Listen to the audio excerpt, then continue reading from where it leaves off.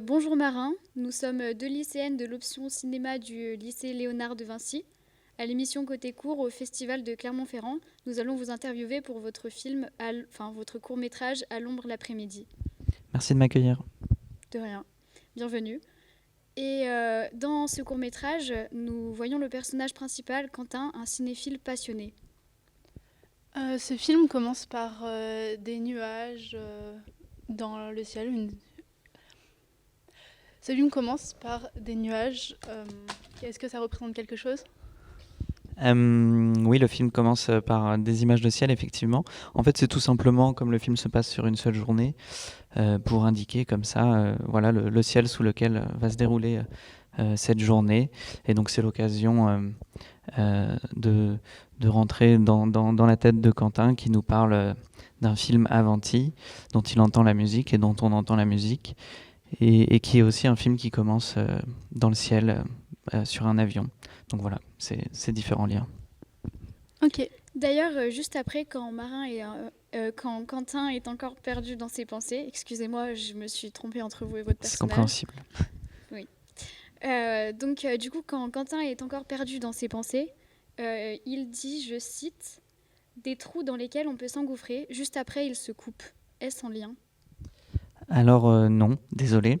Non, c'est à propos c'est toujours sur Avanti, en fait, c'est la fin d'une espèce de théorie comme ça qu'il a sur le cinéma de Billy Wilder, qui est donc un cinéaste américain classique des années 50-60.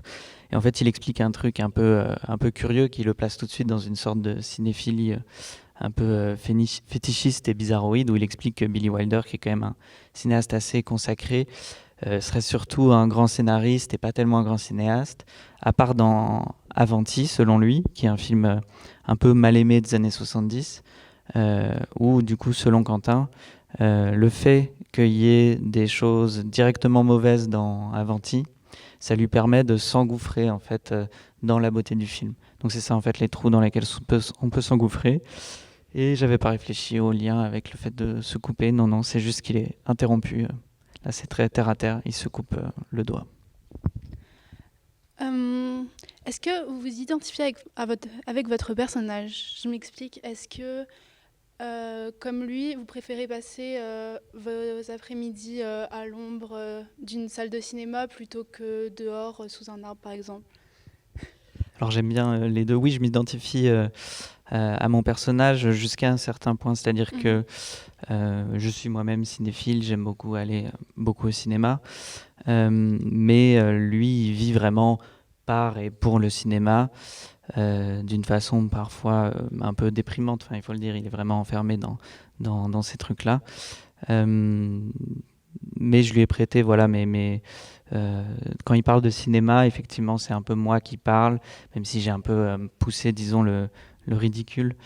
Mais par contre, bon, ça dépend des jours. Hein. Parfois, je vais sous un arbre avec un bouquin, c'est bien aussi. Nous pensons que Quentin est une personne qui recherche un but dans sa vie. Mais que représente concrètement ce personnage ? C'est-à-dire, est-ce que vous pensez que de nombreux Parisiens sont dans son cas, pressés de ne rien faire ? Merci pour cette question, c'est une question amusante. Euh, Quentin, il est dans une cinéphilie qui est pour lui une forme de dilettantisme, c'est-à-dire qu'effectivement, il ne fait rien, à part aller au cinéma. On ne sait pas trop, enfin, à vrai dire, de quoi il vit. Sans doute d'aide de l'État. Merci. Mais voilà, oui, effectivement, quand il est avec son ami au bar, il lui dit c'est toi qui payes parce que tu as un salaire, etc. Je pense que Quentin se laisse un peu aller, disons. Il a juste envie d'aller voir des films tous les jours. Il n'y a pas beaucoup de moteur dans sa vie, c'est quelque chose d'un peu triste. Mais à la fois, est-ce que c'est la situation de beaucoup de Parisiens? Je ne sais pas. Après, voilà, moi j'aime bien le dilettantisme, le fait de rien faire, le fait d'être peinard. C'est une forme d'idéal romantique, politique peut-être.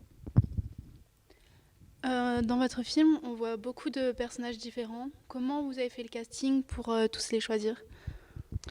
Alors je peux partir du rôle principal, donc qui est incarné par Quentin Dolmer. J'avais déjà fait un film en fait avec Quentin il y a 2 ans, un film qui s'intitule L'espace rapide et qui se déroulait intégralement dans le parc des Buttes-Chaumont à Paris. Donc j'ai changé de parc. Et en fait, c'était un film en 3 parties. Et Quentin jouait que dans la première partie, qui consistait en un plan séquence de discussion de 10 minutes. Et du coup, en fait, ça s'était très bien passé, mais j'avais tourné qu'un seul plan avec Quentin. Et donc, bah voilà, j'ai eu envie de faire un film en entier avec lui. Il a accepté et j'ai écrit en pensant à lui. Pour le reste des rôles, ça alterne en fait entre des copains qui sont pas du tout comédiens ou comédiennes et des professionnels. Dans le film, on peut retrouver Salif Cissé qui joue le copain de Quentin et que j'avais découvert dans le film À l'abordage de Guillaume Braque, qui est un très beau film et dans lequel il est vraiment génial. Et sinon, bah, y a eu des castings voilà, qui étaient très agréables. On allait boire des coups avec les acteurs et on voyait si ça rentrait dans les personnages. Merci. Plusieurs thèmes sont abordés comme dans le court-métrage, comme le cinéma. Le personnage principal, donc Quentin, se décrit lui-même comme cinéphile. Pensez-vous que cela devrait être un métier plus qu'une passion? Il y a un métier dérivé de la cinéphilie peut-être qui est celui de critique. Que voilà, c'est un métier que j'ai. Enfin, c'est pas français ce que je dis, mais je suis aussi critique de cinéma, mais c'est pas le cas de Quentin. Et puis je gagne pas d'argent en faisant ça. Non, je pense pas que cinéphile devrait être un métier, mais ouais, je botte en touche sur cette question, mais c'est une drôle de question en tout cas, mais c'est drôle. Quentin aimerait bien en tout cas que cinéphile soit un métier, c'est sûr. Dans ce court-métrage, beaucoup de films sont cités. Est-ce que vous pensez que ça met en avant la pensée de Quentin? Oui, tout à fait. Après, c'est vrai que moi, dans ce film, j'avais très envie d'être très précis et fidèle sur voilà, à quoi pouvait ressembler une journée dans la vie d'un cinéphile parisien au mois de juillet 2021. Ce qui fait qu'en fait, quand j'ai écrit le scénario, l'hiver dernier, j'avais laissé des pages de blanc en fait, à propos des films que Quentin va voir. Et en fait, je les ai choisis au dernier moment, une semaine avant le tournage, selon les programmes des cinémas au moment du tournage. Mais voilà, dans tous les cas, je m'étais dit que dans ces cinémas où il va, du quartier latin, où il y a souvent des vieux films qui passent, il aurait forcément des choses à dire et ce serait intéressant. Donc là, il y a cette partie du film voilà, où ça a été plus ou moins improvisé, disons, selon le programme des cinémas dans la vraie vie. Et sinon, il y a Cléo de 5 à 7 aussi dans la fin du film qui a un rôle peut-être un peu plus important. On a tourné aux mêmes endroits que Agnès Varda et voilà, c'était en tout cas, disons que dans l'horizon des différents films évoqués par Quentin, on pouvait plus ou moins sortir du film avec une idée un peu précise de sa cinéphilie, voilà, en prenant des films d'horizons divers. Donc, vous avez déjà vu vous-même ces films-là? En fait, j'ai vu les films que Quentin a vus et j'ai pas vu les films que Quentin n'a pas vus. C'est-à-dire que au moment où j'ai tourné, donc il y avait une rétrospective Tsai Ming Liang à la Filmothèque du Quartier Latin, qui est un petit cinéma de la rue Champollion, juste à côté du Reflet Médicis où Quentin va. Mais donc, comme moi, j'ai pas vu les films de Tsai Ming Liang, mais que je trouvais logique que son ancienne camarade de fac, euh, qui est voilà une fille un peu cool, aille voir ces films-là, j'ai créé une discussion sur le fait de ne pas avoir vu les films de Tsai Ming Liang. Voilà. Donc oui, forcément, j'ai prêté un peu mes goûts à Quentin, ou sur Shyamalan notamment. Il a vu le dernier film de Shyamalan. Moi, c'est un réalisateur que j'aime beaucoup, qui fait pas toujours des bons films, mais même quand il fait pas des bons films, c'est magnifique. Pour nous, le moment fort de ce film est la rencontre entre Lise et Quentin. Qu'en pensez-vous? Oui, oui, non, mais c'est tout à fait le cas. En fait, c'était amusant de penser ce film comme une journée normale dans la vie de Quentin. Comme on a pris celle-là, on aurait pu en prendre une autre, mais elle est quand même un peu particulière. Et elle est particulière justement pour cette rencontre. Voilà, donc Lise arrive incarnée par Mathilde Veil, arrive dans la dernière partie du film. Et voilà, et c'est deux personnages qui vont se trouver le temps d'une soirée sans forcément qu'ils aient un avenir romantique ou amical entre eux. Mais oui, voilà, c'est ce qui va permettre à Quentin, disons, de sortir un peu justement de sa vision de la vie uniquement par le cinéma. Voilà, Lise va lui permettre un peu de sortir de ça, quoi, de réfléchir à la vie autrement. Mais quelle est la signification de la dernière scène, c'est-à-dire quand Lise et Quentin sont en face dans la station de métro, mais prennent deux sens opposés? Oui, c'est très bien dit.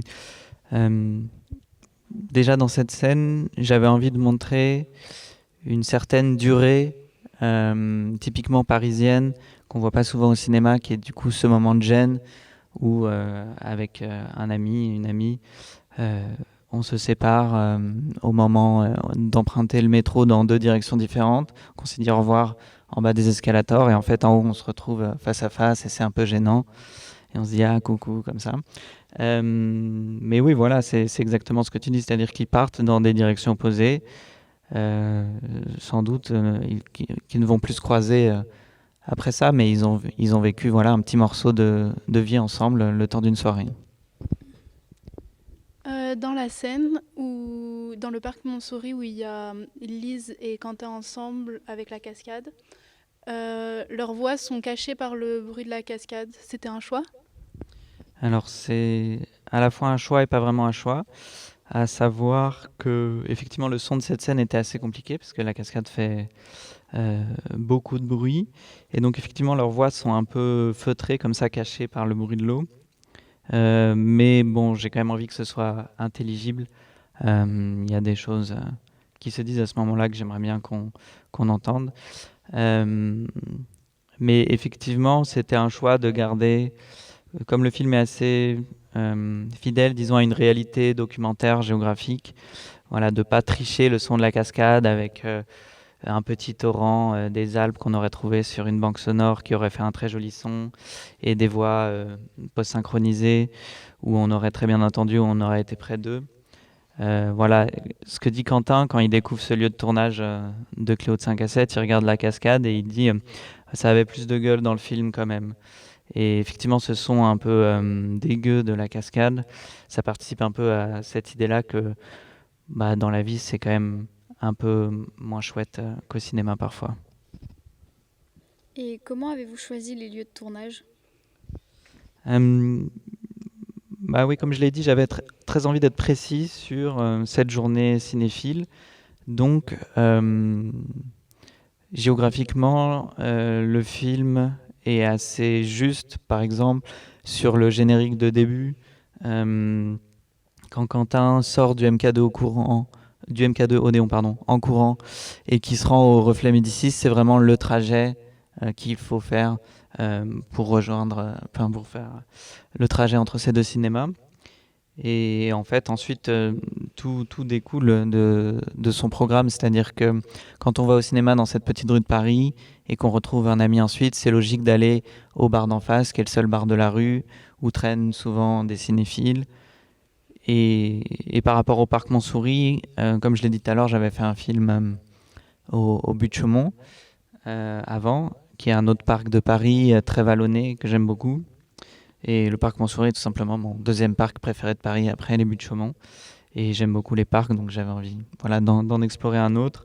Surtout que voilà, c'est un parc qui m'évoque, comme Quentin, Cléo de 5 à 7, où récemment j'ai pu découvrir Au bas fragile, un film de Jacques Rivette des années 90, où on voit le parc et on voit aussi notamment en arrière-plan la statue devant laquelle passe Lise et Quentin pendant leur déambulation.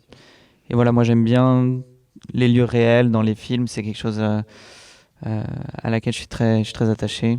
Et donc voilà, j'ai voulu montrer ces lieux réels. Merci beaucoup Marin pour cette émission aujourd'hui et bon festival. Merci à vous.